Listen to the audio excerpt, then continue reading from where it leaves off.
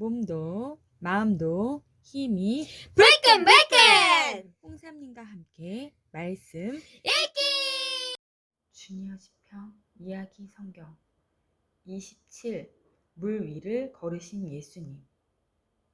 사람들은 예수님을 왕으로 삼으려는 계획에 정신이 팔려 있었어. 그러는 동안 예수님은 제자들에게 다시 배를 타고 호수를 건너가라고 하셨어. 예수님은 나중에 따라가겠다고 하셨지. 그러고 나서 예수님은 조용히 그곳에서 빠져나와 기도하러 산으로 올라가셨단다. 산에서 예수님은 하늘에 계신 아버지와 이야기하셨어. 이내 어둠이 찾아왔지만 예수님은 신경 쓰지 않으셨지. 하지만 그때 어두운 호수 위를 지나고 있던 예수님의 제자들은 두려움에 빠져 있었단다. 제자들이 육지에 도착하려면 아직 7, 8km 정도를 더 가야 했어.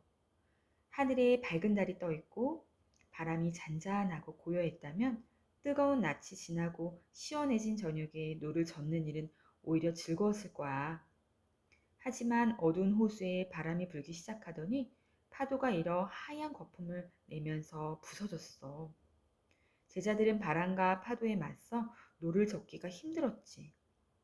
큰 파도에 부딪힐 때마다 배의 방향이 자꾸 바뀌었어. 그나마 제자들이 숙련된 백사람들이어서 이 정도라도 노를 저을 수 있었지. 그렇지 않았다면 그토록 거친 호수에서 아예 배를 조종할 수도 없었을 거야.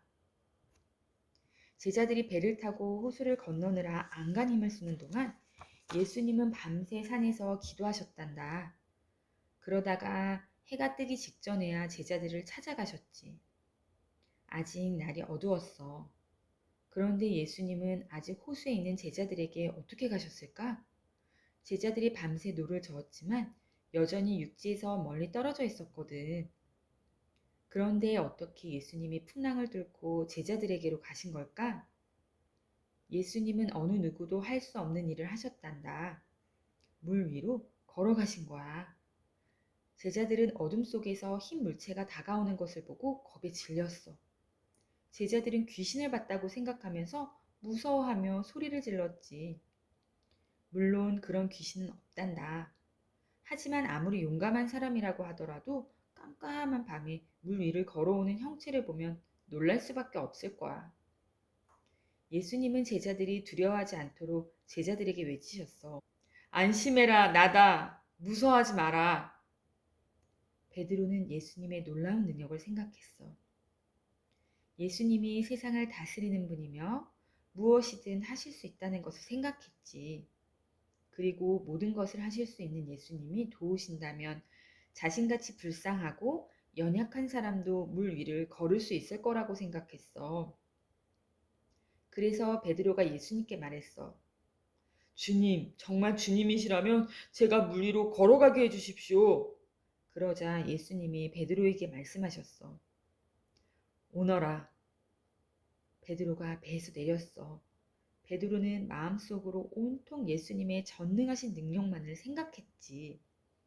그리고 정말로 바다 위를 걸어갔단다.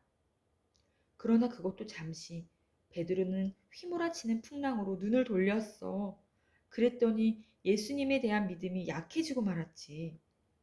일렁이는 파도가 두려워지고 베드로의 믿음도 흔들거렸어.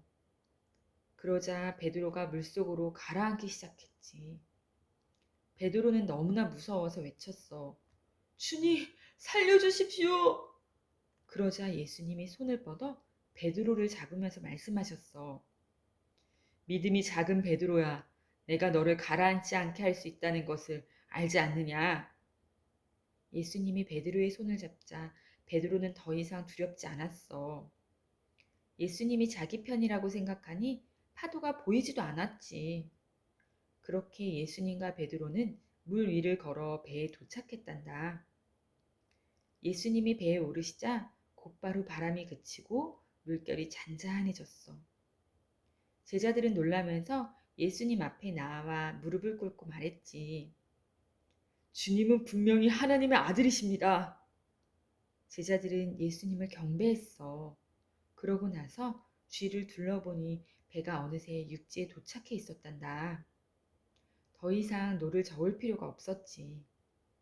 제자들은 그것을 깨닫고서 깜짝 놀랐단다.